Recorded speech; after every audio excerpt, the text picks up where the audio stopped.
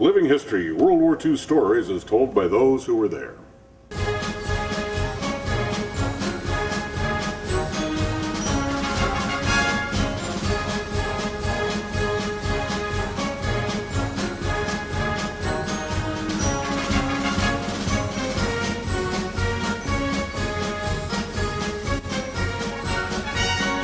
And today we have the honor and the privilege of hearing the story of Corporal Harry Hutsell.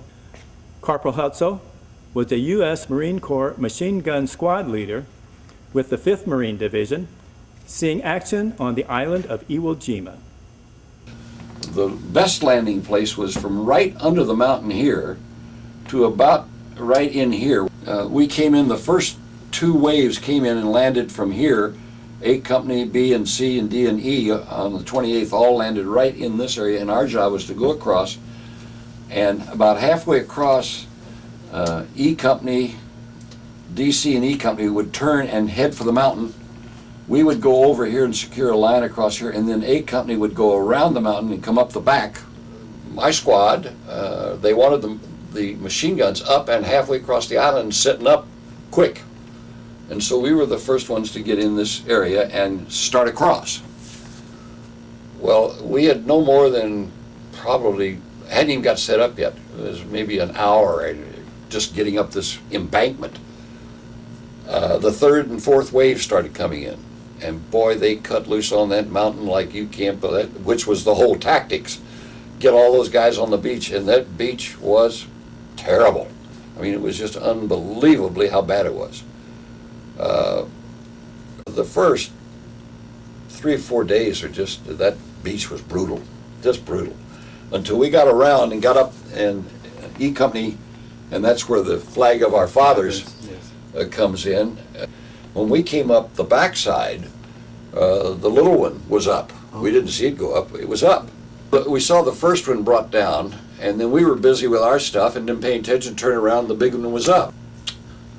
21st day, right, just about right where this V's in here, there's a great big shell hole made from, I assumed, a bomb. It was so big, and I led my group in there, and we set up 3 machine guns so that we could fire down the runways. All of a sudden, we had a semi-bonsai charge come right straight at us, and we just about expended all our ammunition.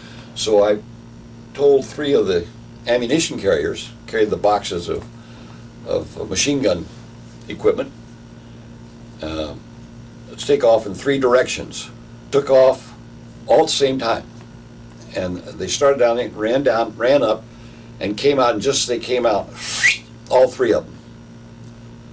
And they just opened fire like crazy.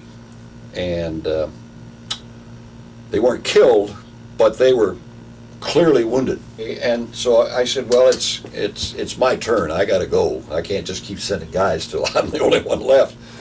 So I zigzagged up and got up the top and took off. And I'm running. Guy said, dive. And I just dove in the air. I just, what the hell, I'm going for this dugout that they've got there. And as I hit the air, the machine gun hit it and ripped up my heel and tore the nerves out of the right leg. Got me on a stretcher, took me back to the medical center, and they cut the shoe off and kind of bandaged that thing up, and then they got this bleeding stopped. And they said, you got any more problems? I said, no, no more problems. They said, well, that's $1 million wound right there. You're on the way home.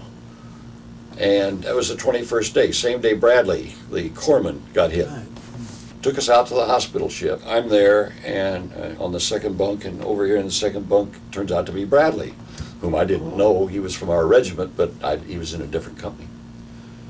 And we're out the second day. We're about a half a day away from Guam.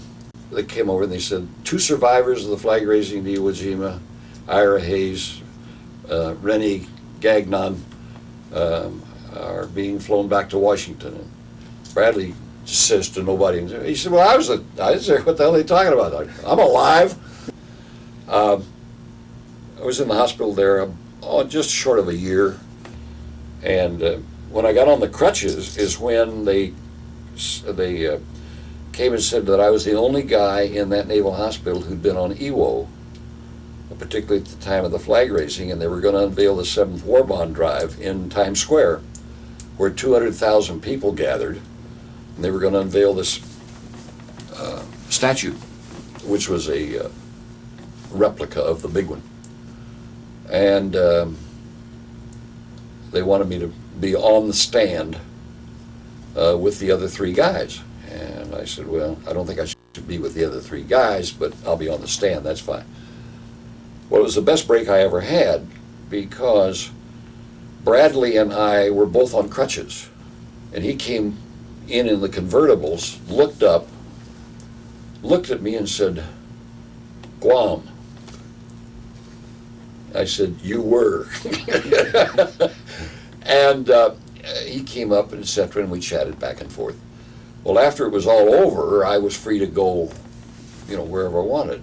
Well, for the next 3 months, while I had the crutches, when they took those crutches away from me, I cried like a baby. Because I'd go into Jack Dempsey's bar at 43rd and Broadway, everybody stood at the bar, and then there were tables up on a couple of circles around. I'd walk in, and one of the guys that was his bouncers, which were all his sparring partners, would get a chair and put it up there, and I would, and I'd look under my arm to see how many free drinks were already there.